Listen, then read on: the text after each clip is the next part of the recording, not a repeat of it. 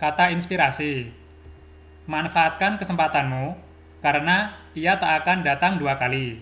Dan maksimalkan waktumu karena ia tak akan terulang kembali. Assalamualaikum warahmatullahi wabarakatuh. Ketemu lagi dengan saya Ahmad Taufik Nugroho di channel Afik Wang Sragen.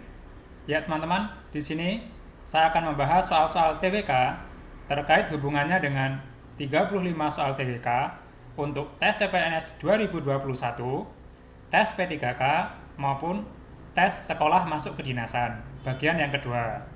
Bagi teman-teman yang belum melihat video saya sebelumnya, silahkan nanti teman-teman bisa cek video saya sebelumnya untuk 35 soal TWK, tes CPNS 2021, tes P3K maupun tes sekolah kedinasan bagian pertama. Soal yang akan kita bahas di sini adalah soal yang sesuai dengan FR atau Fit Report tes CPNS tahun yang lalu. Dan tipe soal adalah tipe soal HOTS. Saya berharap teman-teman nantinya bisa bertambah wawasan dan ilmunya dalam menghadapi tes tahun ini dan semoga teman-teman bisa diterima di tes seleksi tahun ini. Baiklah teman-teman, sebelum kita lanjut ke pembahasan, kita persiapan dulu ya.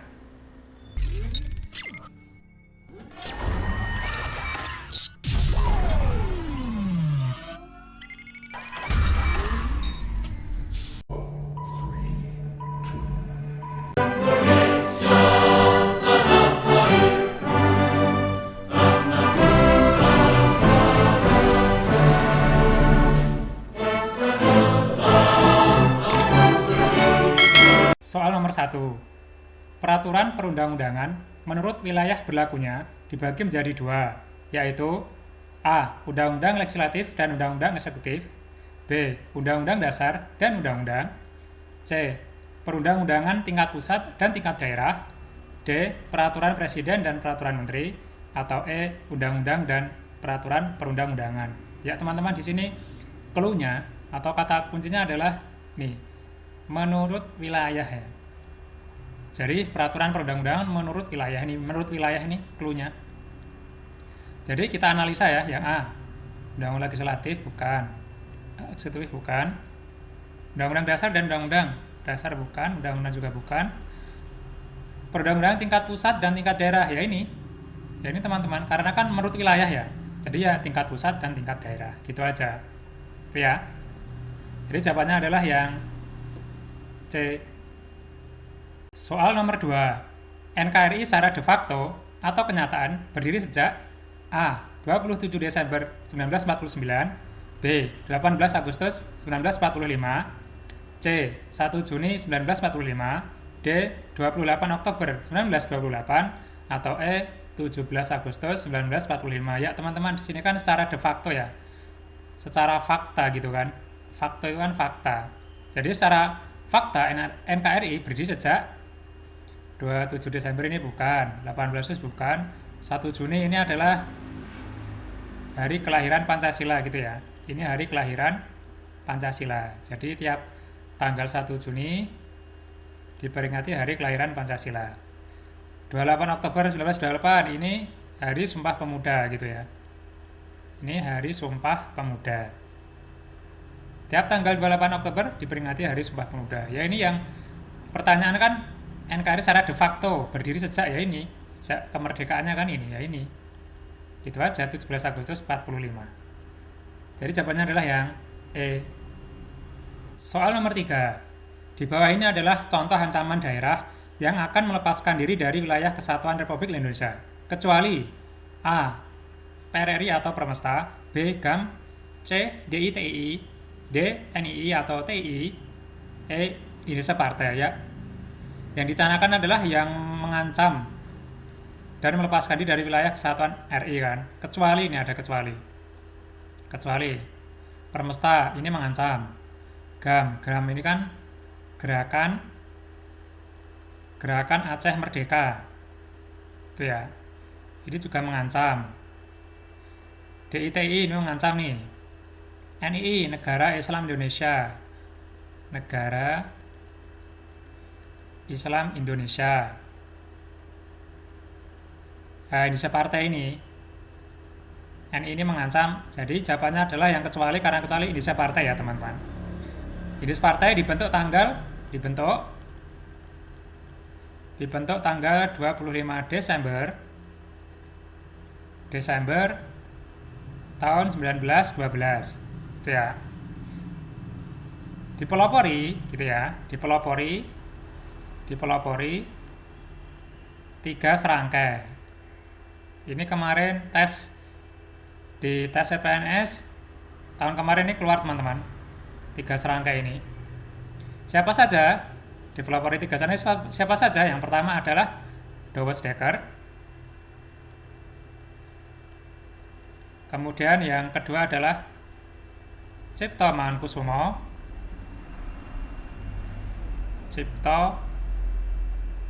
Mangunkusumo. Terus yang ketiga adalah Suwardi Suryaningrat. Maaf teman-teman, ini tulisannya ya kurang bagus.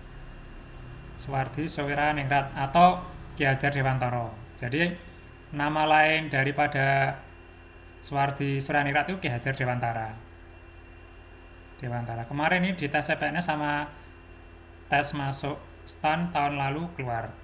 Ya, jadi indisi partai dibentuk tanggal 25 Desember 1912, dipelopori oleh 3 serangkai. Dowes Dekker, Cipto Mangunkusumo, Suwardi Suryaningrat atau Ki Hajar Dewantara. Jadi sini yang ditanyakan adalah kecuali, jadi jawabannya adalah yang E. Soal nomor 4. Tiap-tiap warga negara berhak untuk mempertahankan wilayah Indonesia sesuai dengan Undang-Undang Dasar 1945. Adalah bunyi pasal A. 31 ayat 1, B. 29 ayat 1, C. 28 ayat 1, D. 30 ayat 1, atau E. 33 ayat 1. Ya, ini tipsnya ini aja sih, ini hafalan aja teman-teman. Jadi kita sering-sering menghafal atau membaca Undang-Undang Dasar sih, itu hafalan aja ini tipsnya. Kalau 31 ayat 1 ini adalah tiap warga negara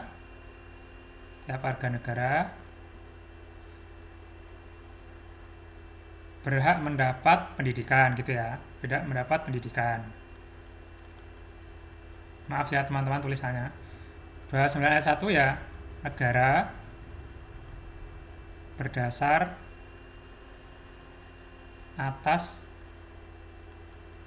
ketuhanan yang Maha Esa. Gini aja. Kemudian 28 ayat 1, kemerdekaan berserikat dan berkumpul, mengeluarkan lisan, pikiran, dan seterusnya ya teman-teman. Pikiran dan seterusnya gitu ya. Tuh. Kemudian 30 ayat 1. 31, tiap warga negara wajib untuk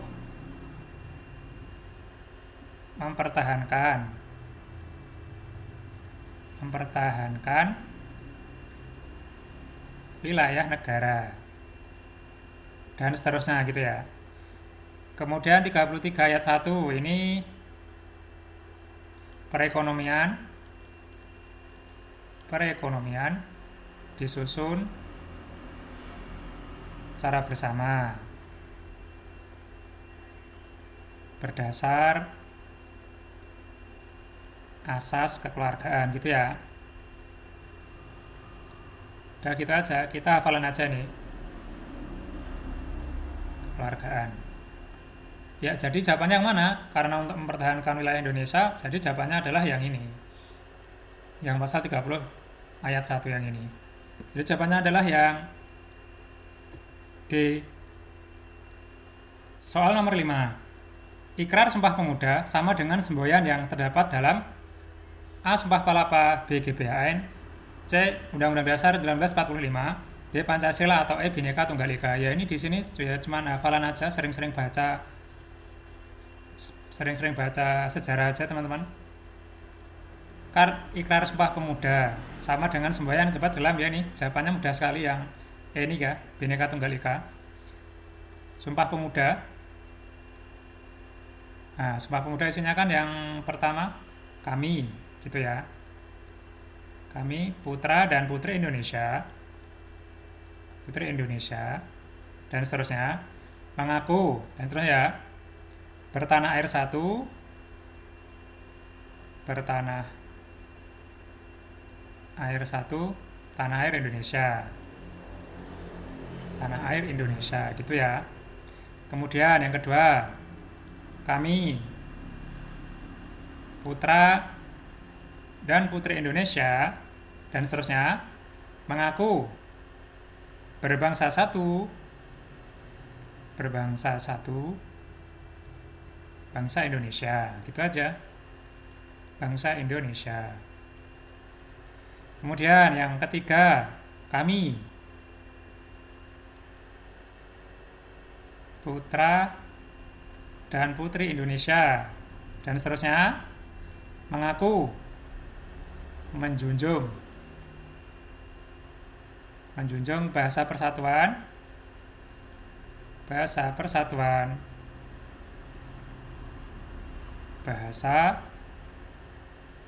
Indonesia, gitu ya. Yuk, jadi kan ini kan ikrar Sumpah Pemuda, berarti kan berbangsa satu, bangsa Indonesia, bertanah air satu, tanah air Indonesia, dan sebagainya, itu kan artinya kemajemukan kan. Kalau kemajemukan berarti semboyannya sama dengan yang ada di Bhinneka Tunggal Ika, itu ya. Berbeda-beda tetapi tetap satu jua. Jadi jawabannya adalah yang E. Soal nomor 6. Yang menjadi sumber benteng NKRI adalah A. Bhinneka Tunggal Ika, B. TAP MPR, C. Undang-Undang Dasar 1945, D. Pancasila, atau E. Rakyat. Ini mudah sekali ya. Ini kan benteng NKRI ya. Berarti benteng NKRI adalah yang ini, Pancasila ini. Berarti 5 sila Pancasila ini. 5 sila Pancasila. Itu benteng. Udah gitu aja. Jadi jawabannya adalah yang D. Soal nomor 7. Titik kulminasi sejarah perjuangan bangsa Indonesia dalam mendirikan negara ditandai dengan A. Lahirnya Sumpah Pemuda, B. Disahkannya Undang-Undang Dasar 1945, C. Lahirnya Pancasila, D. Dibentuknya BPUPKI, atau E. Proklamasi Kemerdekaan Indonesia. Ya, ini mudah sekali teman-teman. Ini kan titik kulminasi ya. Titik kulminasi adalah titik puncak. Ini artinya puncak. Jadi titik puncak sejarah perjuangan itu apa? Lahirnya Sumpah Pemuda bukan, Disahkannya bukan, lahirnya Pancasila bukan, dibentuk BPUPKI juga bukan. Kan ini puncak sejarah perjuangan. Berarti apa ya? Proklamasi itu, proklamasi kemerdekaan itu adalah titik puncaknya. Mudah sekali, jawabannya adalah yang E. Soal nomor 8. Lembaga yang menetapkan Pancasila sebagai dasar negara adalah A. Panitia 9, B. KNIP, C. BPUPKI, D. KNPI, atau E. PPKI. Ini kan yang ditanyakan lembaga yang menetapkan Pancasila. Ini cluenya, petunjuknya ini. Jadi ini sering terjebak ya teman. Ini kalau BPUPKI, BPUPKI itu adalah lembaga yang pembentukan ya. Kalau pembentukan Pancasila gitu, pembentukan Pancasila atau pembentukan dasar negara,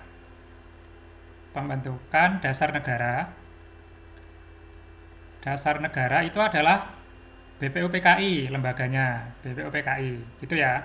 Cuman kalau PPKI di sini, ini sering sebakan ini. Nah, PPKI ini adalah penetapan Pancasila atau pengesahan gitu ya, atau pengesahan dasar negara atau Pancasila. Pengesahan dasar negara siapa lembaganya? PPKI gitu ya. Ini sering menjebak ini pertanyaannya. Ini kan yang menetapkan. Yang menetapkan berarti yang penetapannya Pancasila itu ada oleh PPKI gitu ya. Cuman kalau pembentukan Pancasila atau pembentukan dasar negara Pancasila ini adalah BPUPKI gitu ya. Sering kejebak untuk teman-teman yang mengikuti tes CPNS tahun kemarin. Jadi hati-hati ya. Jadi opsi jawabannya adalah yang PPKI ini ya. Jawabannya adalah yang E. Soal nomor 9. Sidang pertama yang dilakukan oleh BPUPKI untuk merumuskan dasar negara Indonesia diselenggarakan pada tanggal A. 29 Mei 1945 sampai 1 Juni 1945. B. 1 Juni 1945 sampai 5 Juni 1945. D. C. 22 Juni 1945. D. 1 Juli 1945 atau E. 1 Maret 1945. Ya oke teman-teman, ini kan sidang pertama ya BPUPKI. Sini saya bahas dulu di sini ya. Saya bahas dulu di sini. BPUPKI itu melakukan 2 kali sidang ya, 2 kali sidang itu ya. Sidang pertama yaitu tanggal 29 Mei 1945 sampai dengan 1 Juni 1945. Ini sidang pertama menetapkan apa? Menetapkan rumusan dasar negara atau rumusan Pancasila gitu ya. Maaf tulisannya teman-teman. Kemudian sidang yang kedua itu ya. Sidang kedua itu tanggal 10 Juli 1945 sampai dengan 16 Juli 1945. Isinya tentang apa? Isinya adalah tentang preambul atau pembukaan ya. Ini saya tulis preambul atau pembukaan. Preambul UUD dari Piagam Jakarta ya. Jadi BPUPKI melakukan 2 kali sidang. Sidang yang pertama tanggal 29 Mei 1945 sampai 1 Juni 1945, yaitu merumuskan dasar negara atau rumusan Pancasila. Kemudian sidang kedua tanggal 10 Juli 1945 sampai 16 Juli 1945, isinya tentang preambul UUD dari Piagam Jakarta gitu ya. 2 poin ini penting teman-teman. Yang ditanyakan adalah sidang pertama BPUPKI, jadi jawabannya adalah yang ini. Nah gitu aja. Jawabannya yang A. Soal nomor 10. Berikut ini tokoh yang tidak ikut serta dalam merumuskan dasar negara adalah A. Insinyur Soekarno, B. Muhammad Yamin, C. Muhammad Hatta, D. Supomo, atau E. salah semua. Ya ini yang tidak ya. Soalnya yang tidak. Oke, gini teman-teman. Ini yang pertama saya tulis di sini ya. Muhammad Yamin itu ikut merumuskan dasar negara. Muhammad Yamin tanggal 29 Mei 1945.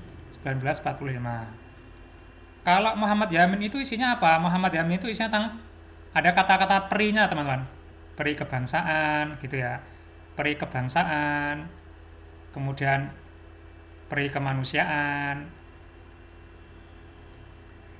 peri kerakyatan, peri ketuhanan gitu. Kalau Muhammad Yamin itu ada kata peri-perinya nih, peri kebangsaan, peri ketuhanan, peri ketuhanan, peri kemanusiaan, ketuhanan, kemudian kesejahteraan. Itu ciri-cirinya daripada si Muhammad Yamin ya. Kalau yang kedua, Kalau yang kedua adalah itu Supomo. Supomo tanggal 31 Mei 1945. Isinya apa? Isinya ya tentang persatuan, mufakat, kekeluargaan,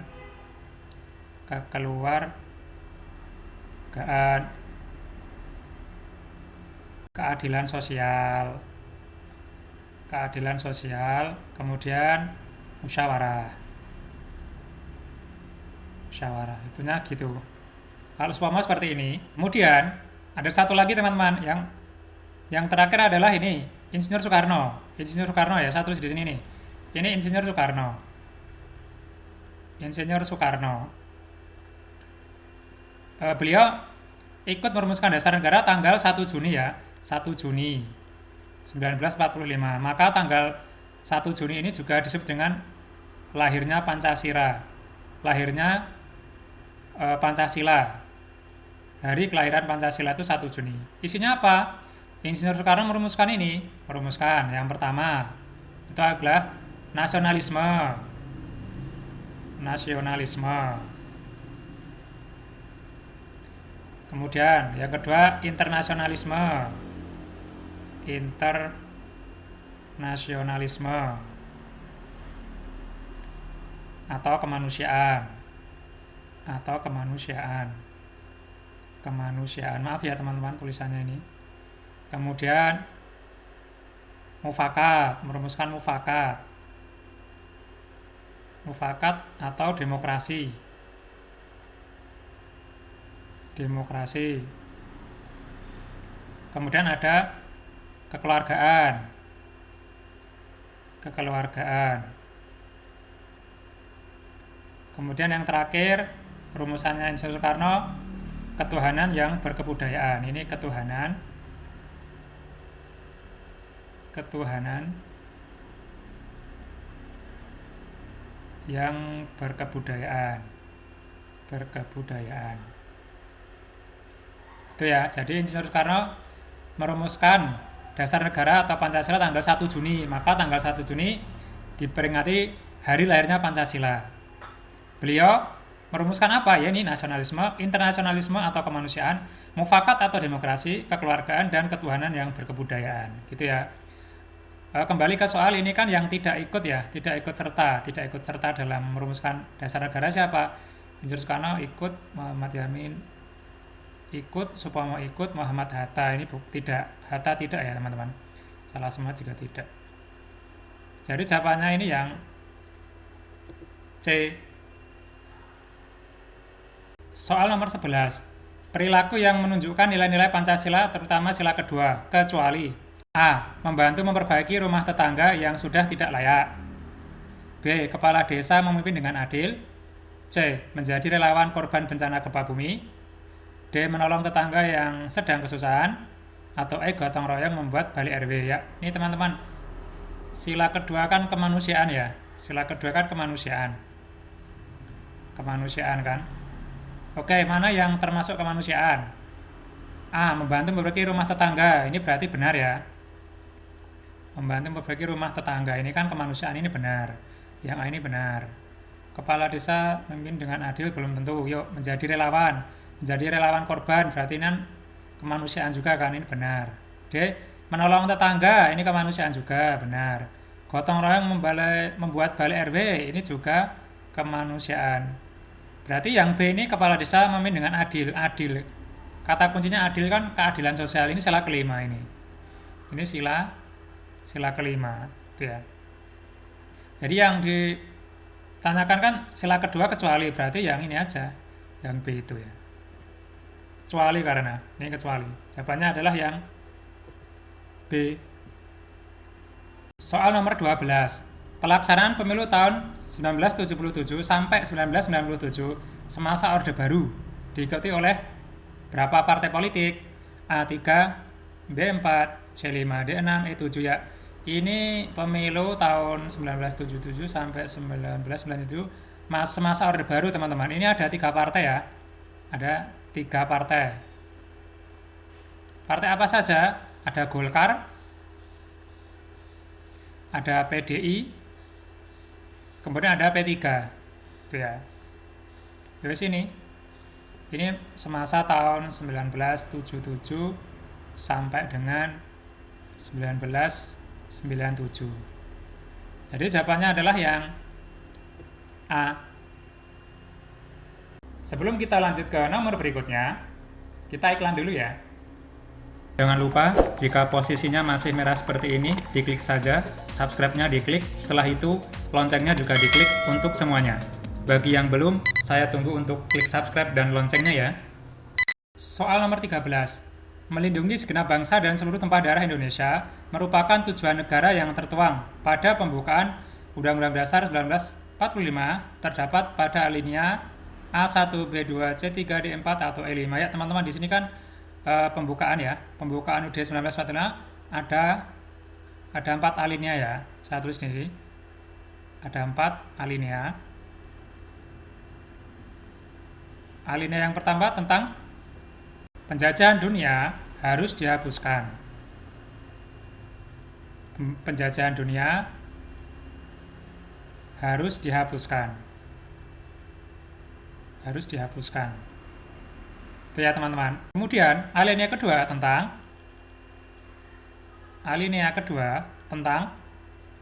perjuangan pergerakan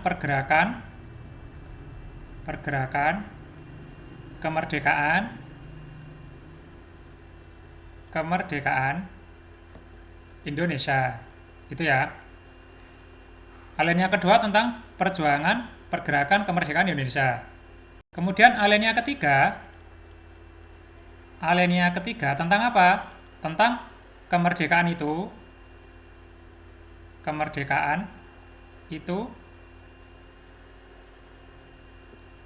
atas rahmat Allah yang Maha Kuasa. Atas rahmat Allah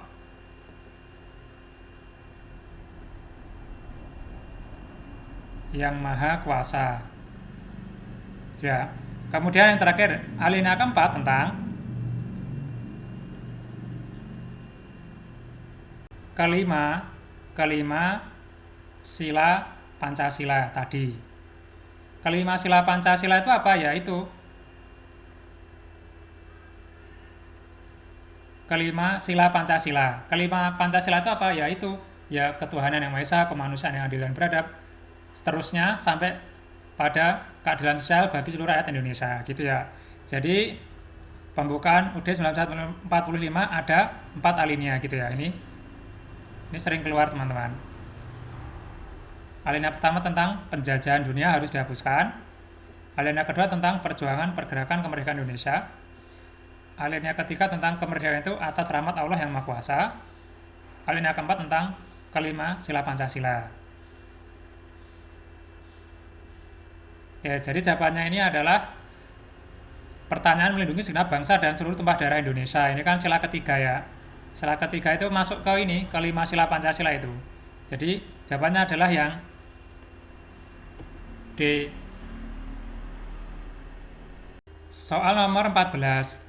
Lembaga negara yang mempunyai fungsi mengawasi perilaku hakim dan mengusulkan nama calon hakim agung adalah A. Komisi Yudisial, B. Mahkamah Konstitusi, C. Mahkamah Agung, D. DPR, atau E. BPK. Ya, di sini kan kata kuncinya kan lembaga negara, fungsinya mengawasi perilaku hakim dan mengusulkan nama calon hakim agung. Di sini yang benar adalah jawaban yang Komisi Yudisial, teman-teman. Ini sesuai dengan pasal 24A ayat 3.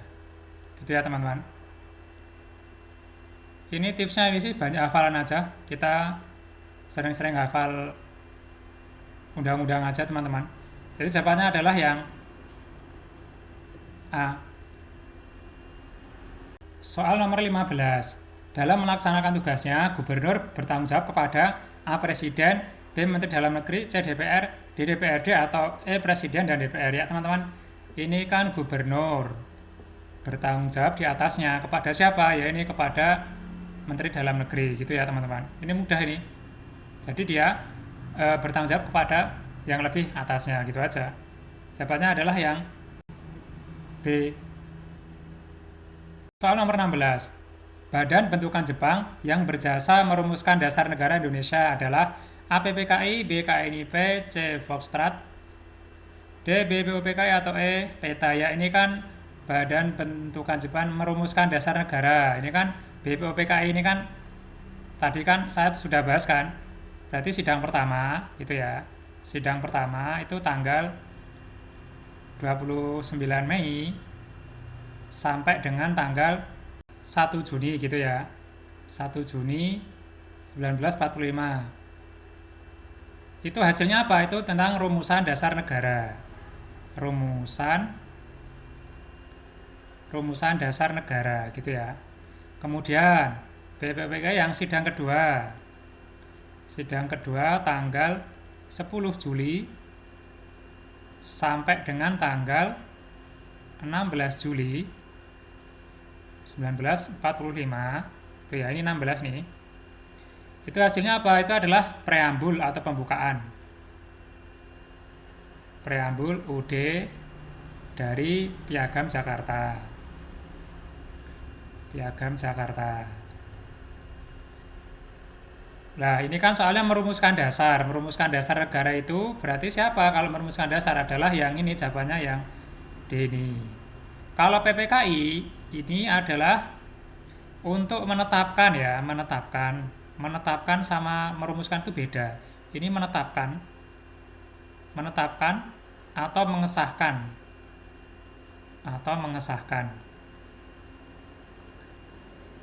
dasar negara atau menetapkan Pancasila gitu aja lah. Itu. Kalau ini merumuskan ya rumusannya siapa? Ya BPUPKI. Karena yang menetapkan atau mengesahkan itu adalah PPKI ya. Jadi jawabannya di sini adalah yang D. Soal nomor 17. Badan bentukan Jepang yang dibubarkan pada tanggal 7 Agustus 1945 adalah A. PPKI, B. BPUPKI, C. Senendan, D. Kaibodan, E. Gerakan 3 Ayat. Ini mudah sekali teman-teman, ini hafalan aja ya. Prinsipnya ini nomor 17 adalah hafalan aja. Sering-sering baca sejarah aja ini. Dibubarkan pada tanggal 7 Agustus 45 itu apa? Ya ini ya BPUPKI ini. Itu ya. Jadi jawabannya adalah yang B. Soal nomor 18. Tugas penting dari BPUPKI adalah A. Menyelidiki berbagai hal yang menyangkut pembentukan negara Indonesia. B. Menyelidiki berbagai hal tentang syarat berdirinya suatu negara. C. Mempersiapkan berbagai hal sebagai kelengkapan suatu negara. D. Mempersiapkan berbagai hal tentang kemerdekaan Indonesia. Atau E. Mempersiapkan berbagai hal yang berhubungan dengan persiapan kemerdekaan Indonesia. Ya, ini mudah sekali teman-teman. BPUPKI kan singkatannya adalah badan. Itu ya. Badan Penyelidik, maaf ini tulisannya teman-teman, penyelidik usaha persiapan kemerdekaan Indonesia gitu kan, Indonesia. BPUPKI, Badan Penyelidik Usaha-usaha Persiapan Kemerdekaan Indonesia. Ya udah, ini kita analisa aja opsinya ya. Yang A, menyelidiki berbagai hal yang menyangkut pembentukan negara ini. Ini pembentukan negara ini kurang ini ya. Ini terlalu spesifik bukan? Menyelidiki berbagai hal tentang syarat berdirinya suatu negara. Menyelidiki berbagai hal tentang ini juga terlalu spesifik bukan? Yang C, mempersiapkan berbagai hal sebagai kelengkapan suatu negara. Mempersiapkan berbagai hal sebagai kelengkapan suatu negara ini juga terlalu spesifik. Yang D, mempersiapkan berbagai hal ya tentang kemerdekaan Indonesia. Berbagai hal tentang kemerdekaan Indonesia ini juga terlalu spesifik. Yang E, mempersiapkan berbagai hal yang berhubungan dengan persiapan kemerdekaan Indonesia. Ya ini cakupannya lebih luas yang E ini. Jadi jawabannya adalah yang E. Soal 19. Sidang pertama BPUPKI berlangsung pada A. 28 Mei sampai dengan 30 Mei 1945, B. 28 Mei sampai dengan 1 Juni 1945, C. 27 Mei sampai dengan 30 Mei 1945, D. 29 Mei sampai dengan 1 Juni 1945, atau E. 24 Mei sampai dengan 1 Juni 1945. Ya, ini saya tulis lagi teman-teman. Tadi sudah saya tulis ya. BPUPKI kan melakukan 2 kali sidang ya. BPUPKI melakukan 2 kali sidang. 2 kali sidang. Nih. Sidang pertama tanggal 29 Mei sampai dengan 1 Juni 1945. Isinya apa? Menghasilkan apa? Menghasilkan rumusan dasar negara gitu ya. Rumusan dasar negara atau rumusan Pancasila gitu aja. Atau rumusan Pancasila. Kemudian sidang kedua tanggal berapa? Ini tanggal 10 sampai dengan 16 Juli 1945. Isinya tentang apa? Tentang preambul atau pembukaan UUD dari Piagam Jakarta. Itu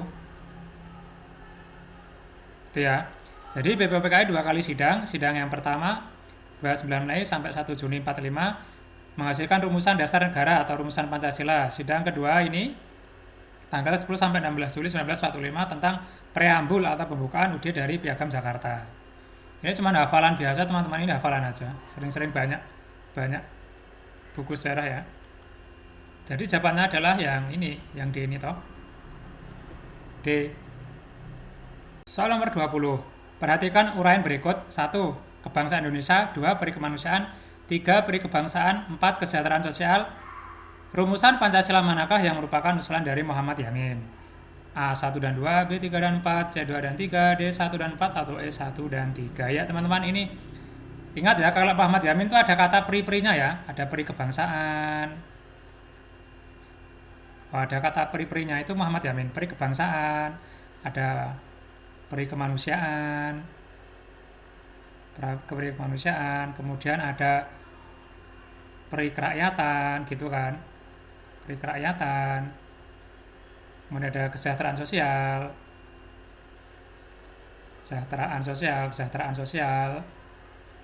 dan peri ketuhanan.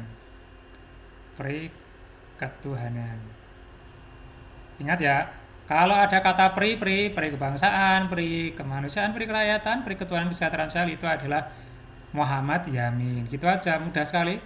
Jadi jawabannya adalah yang C. Soal nomor 21. Perhatikan tokoh berikut ini. 1. Said Melik, B. 2. Sanusi. Ulangi. Soal nomor 21. Perhatikan tokoh berikut ini. 1. Said Melik, 2. Sanusi, 3. Ahmad Ramis, 4. Insinyur Soekarno. Dari keempat tokoh di atas yang merupakan anggota panitia 9, ditunjukkan nomor A 1 dan 2, B 2 dan 3, C 3 dan 4, D 1 dan 4, atau E 2 dan 4. Ya, teman-teman di sini saya tulis ya, panitia 9 di sini adalah atau yang istilahnya panitia kecil. Ini panitia kecil ya. Siapa saja anggotanya? Yuk, yang pertama adalah Insinyur Soekarno. Yang kedua Muhammad Hatta. Yang ketiga Muhammad Yamin. Yang keempat Agus Salim. Ini G ya. Ini Agus Salim. Yang kelima Ahmad Subarjo.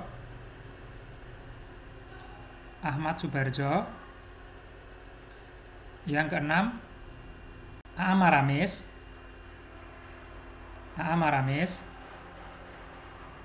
Yang ketujuh Abi Kusno ini ya. Yang kedelapan Kahar Muzakar. Kemudian yang terakhir ke-9 adalah Wahid Hasyim gitu ya. Jadi anggota panitia 9 atau panitia kecil ada Insinyur Soekarno, Muhammad Hatta, Muhammad Yamin, Agus Salim, Ahmad Subarjo, Ahmad Ramis, Abi Kusno, Kahar Muzakar, sama Wahid Hasyim. Yuk, berarti ke opsinya ini Sayuti Melik bukan, Sanusi bukan, Ahmad Ramis iya, Insinyur Soekarno ya. Berarti 3 dan 4. Jadi yang ini ya. Jawabannya adalah yang C. Soal nomor 22. Banyaknya anggota BPUPKI dan PPKI masing-masing adalah berapa orang? A 27 dan 14, B 60 dan 15, C 65 dan 16, D 60 dan 21, atau E 60 dan 16. Ya, ini hafalan aja nah, teman-teman. Hafalan saja ini. Ini anggota BPUPKI ini ada 60, PPKI ada 21. Itu ya. Jadi jawabannya adalah yang D. Soal nomor 23. Sikap rela berkorban demi kepentingan bangsa dan negara merupakan pengamalan Pancasila terutama A sila ke-1, B sila ke-2, C sila ke-3, D sila ke-4, E sila ke-5. Mudah sekali teman-teman, ini rela berkorban untuk bangsa dan negara. Berarti persatuan kan? Berarti kan ini persatuan. Untuk persatuan Indonesia. Itu berarti sila ketiga kan? Sila ketiga ini. Jawabannya adalah yang C.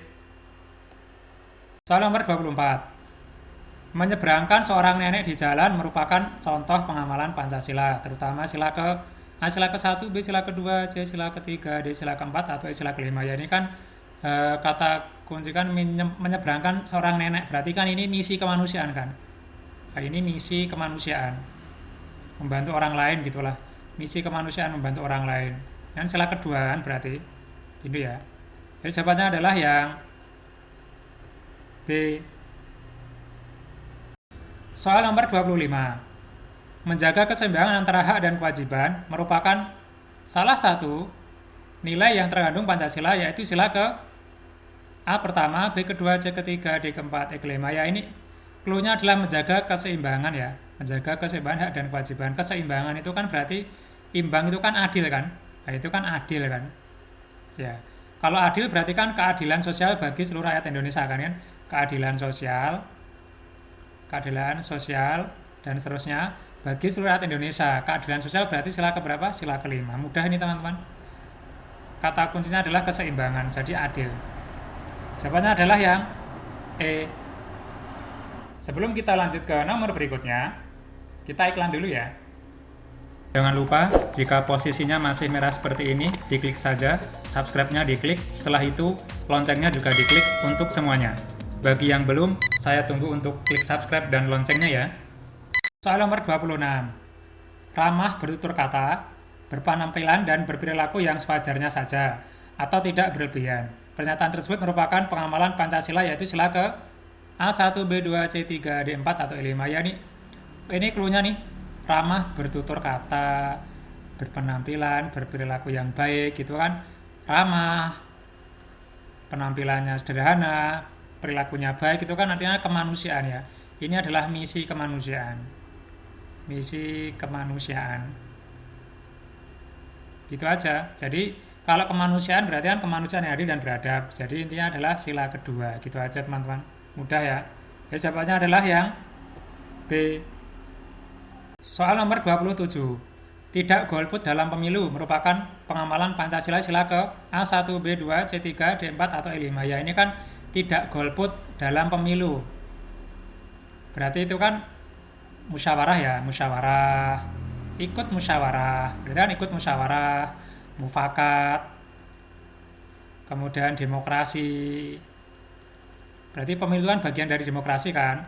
Pemilu karena bagian demokrasi ya berarti musyawarah, mufakat, demokrasi, kemudian ikut organisasi.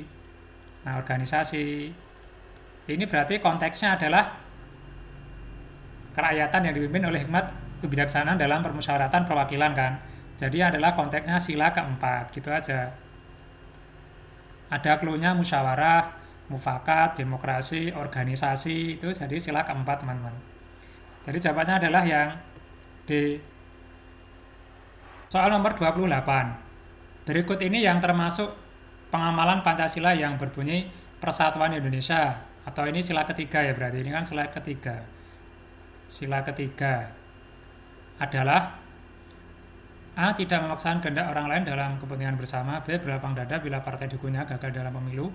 C. Mau bergaul dan berteman dengan siapa saja tanpa membedakan sara. D. Kerja bakti mengecat tembok sekolah. Atau E. Berusaha menolong teman yang kesusahan sesuai kemampuan. Ya ini yang sesuai dengan sila ketiga itu yang mana kita analisa yang A. Tidak memaksakan kehendak orang lain dalam kepentingan bersama. Tidak memaksakan kehendak. Ini kan berarti kan musyawarah ya. Ini kan musyawarah, mufakat, terus demokrasi. Ini kan berarti kan sila keempat. Yang ini sila keempat. Ini sila 4. Yang B. Berlapang dada bila partai dukungannya gagal dalam pemilu. Ini bisa jadi. Yang C. Mau bergaul dan berteman dengan siapa tanpa membedakan sara. Tanpa membedakan sara berarti kan misi kemanusiaan kan. Berarti ini sila kedua. Sila kedua. Kerja bakti mengecat tembok sekolah. Kerja bakti berarti kan gotong royong. Ini kan berarti kan sila kelima. Sila 5. Gotong royong ya keadilan sosial. Kan bunyinya gini. Keadilan sosial. Dan seterusnya gitu kan. Bagi rakyat Indonesia sosial. Kerja bakti ini sila kelima. Kemudian yang E. Berusaha menolong teman. Menolong teman kan misi kemanusiaan. Ini sila kedua, misi kemanusiaan. Kemanusiaan yang adil dan beradab ini misi kemanusiaan. misi kemanusiaan. Misi kemanusiaan gitu ya. Ini misi nih.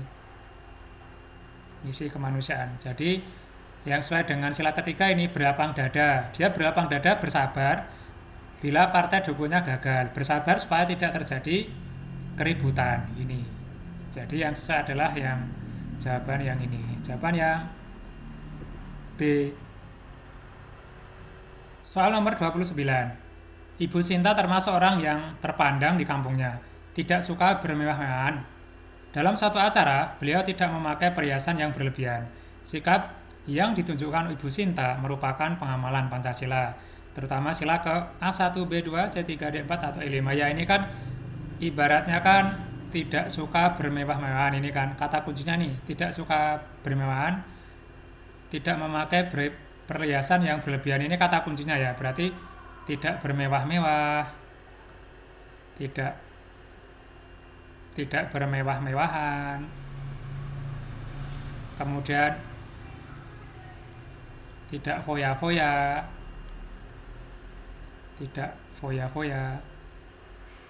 kemudian lagi tidak hidup hedonisme. Hedonisme itu menghamburkan uang ya, tidak hidup hedonisme,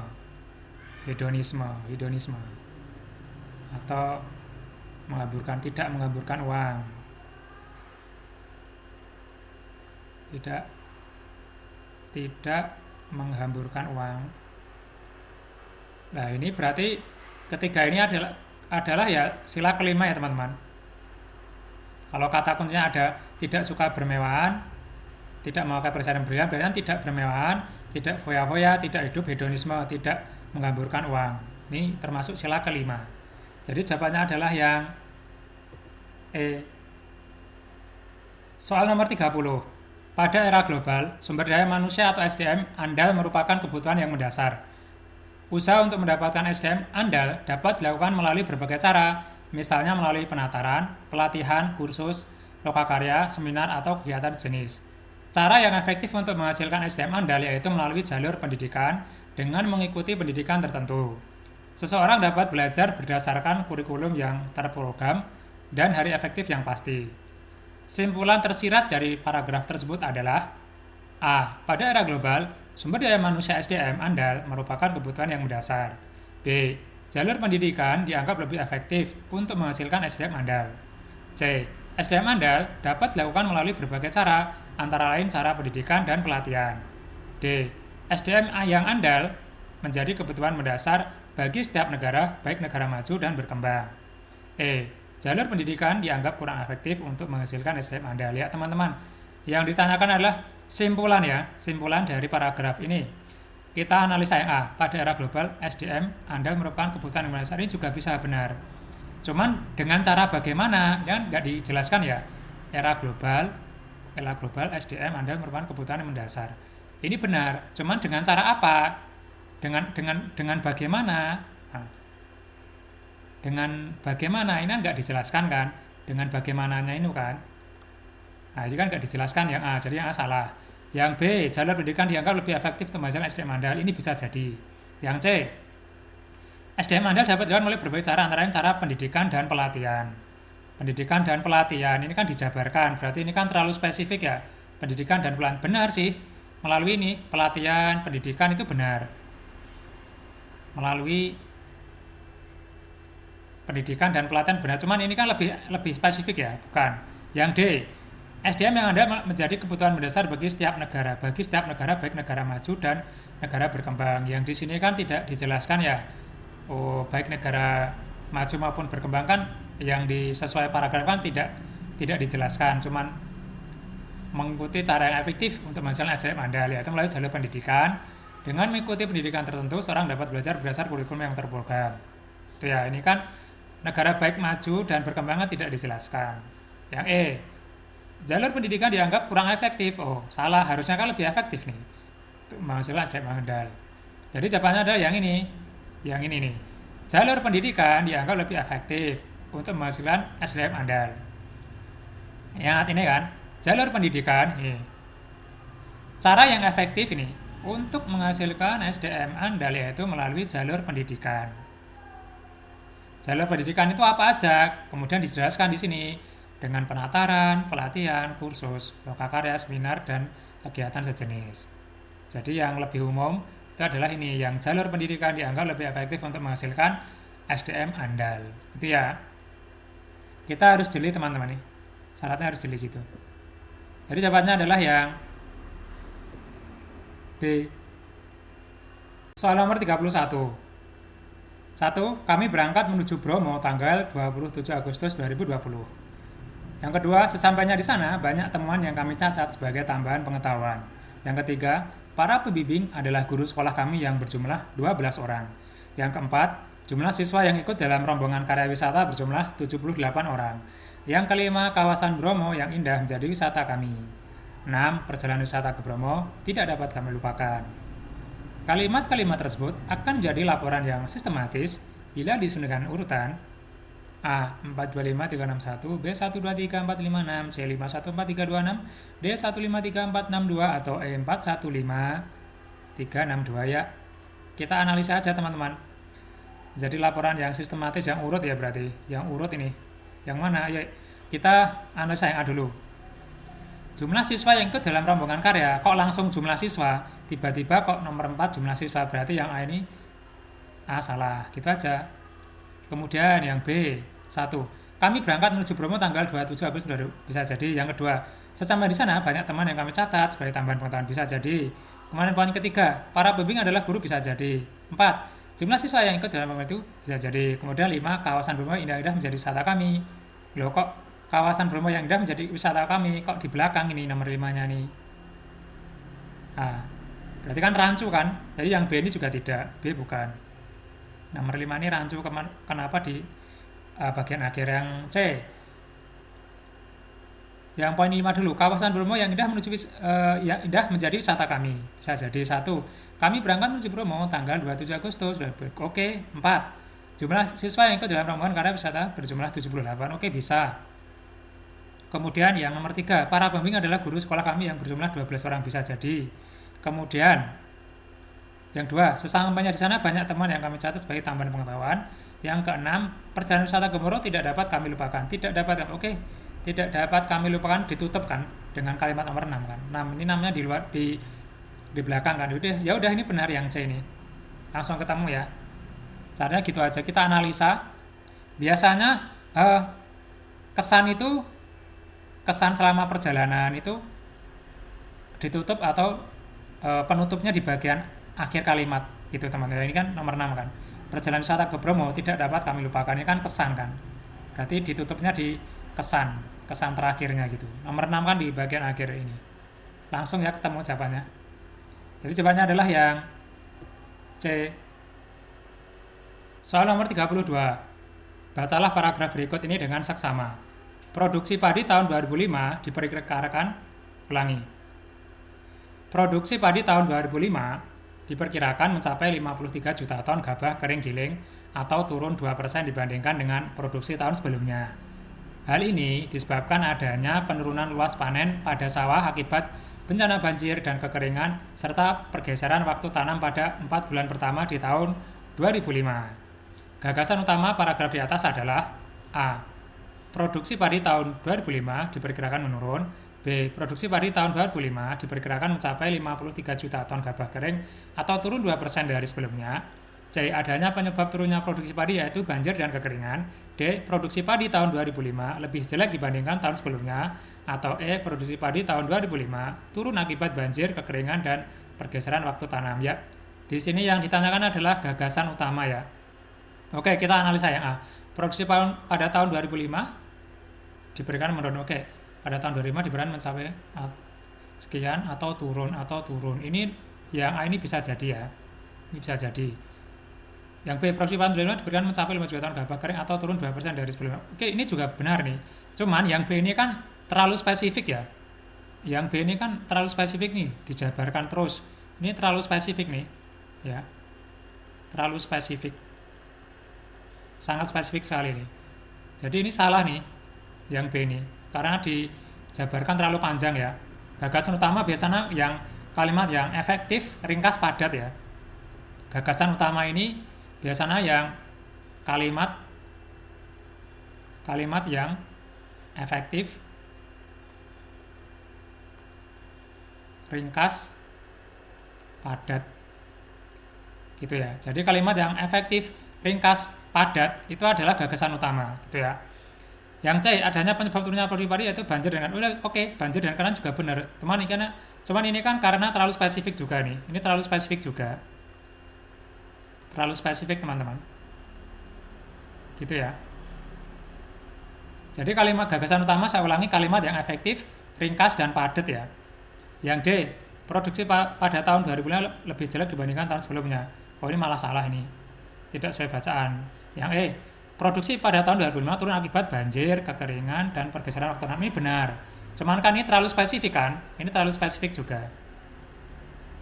Terlalu spesifik ya. Terlalu spesifik ini juga tidak. Jadi jawabannya adalah yang ini.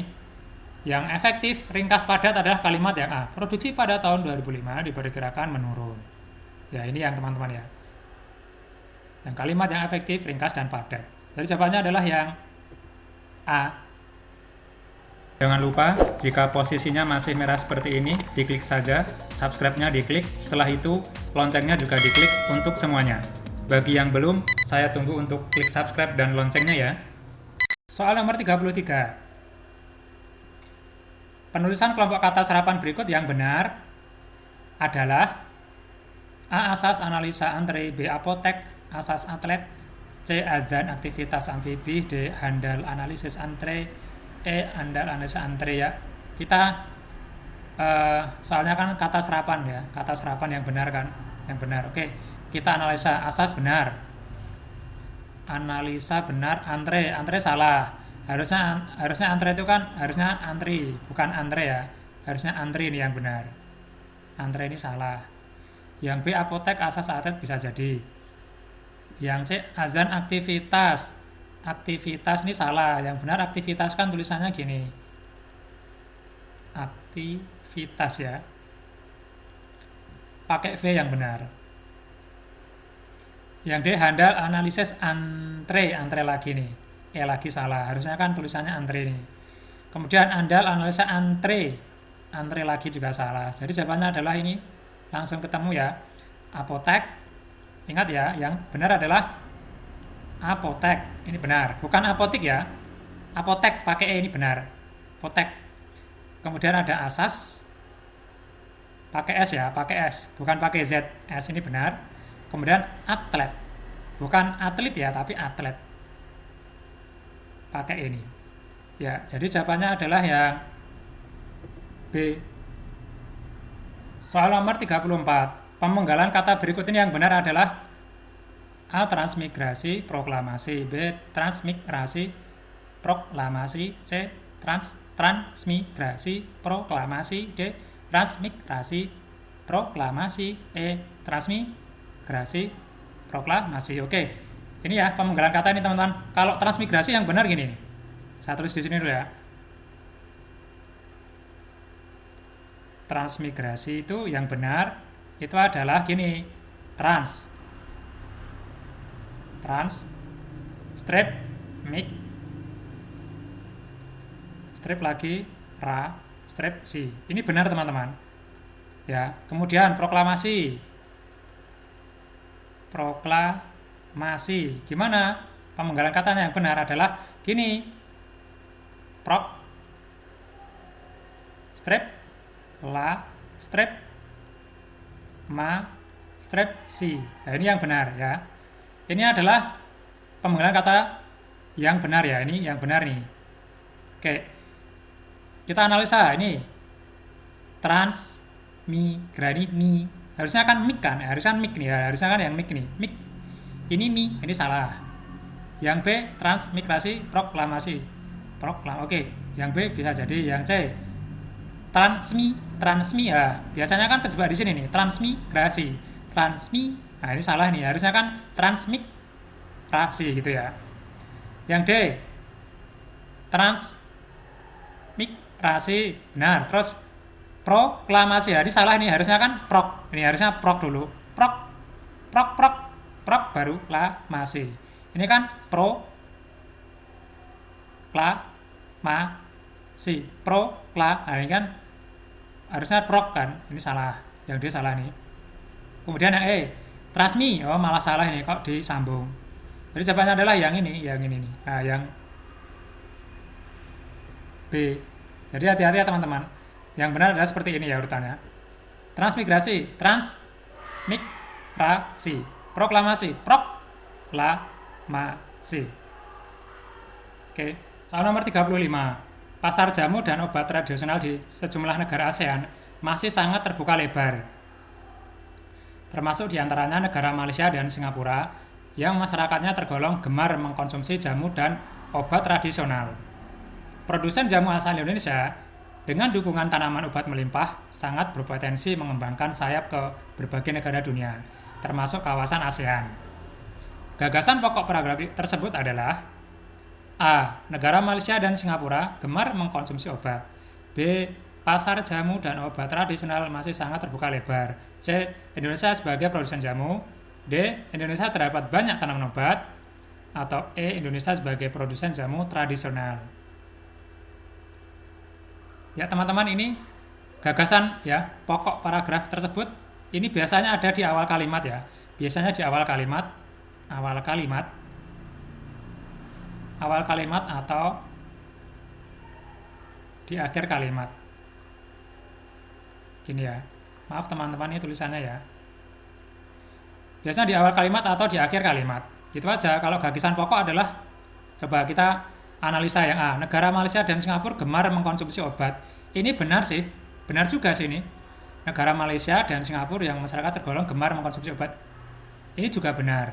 Cuman gagasan pokok biasanya ada di awal kalimat atau di akhir kalimat. Yang A ini kan bisa benar, cuman ini kan terlalu ini ya. Di tengah tadi ini salah. Yang B. Pasar jamu dan obat tradisional masih sangat terbuka lebar. Oke, kita tengok. Ini kalimat pertama, pasar jamu dan obat tradisional di sejumlah negara ASEAN masih sangat terbuka lebar. Ini kan di awal kalimat kan. Ya wes, udah ketemu jawabannya teman-teman langsung nih. Jadi jawabannya adalah yang B. Terima kasih, semoga bermanfaat dan jangan lupa untuk like, komen, dan subscribe-nya dan salam sukses. Terima kasih, semoga apa yang saya sampaikan bisa bermanfaat, bisa menjadikan tambahan informasi, dan jika dirasa informasi ini menarik, silahkan di-like, dan jika informasi ini bermanfaat, silahkan di-share ke media sosial, dan jangan lupa untuk subscribe dan like-nya, dan terima kasih, sekian dari saya, wassalamualaikum warahmatullahi wabarakatuh.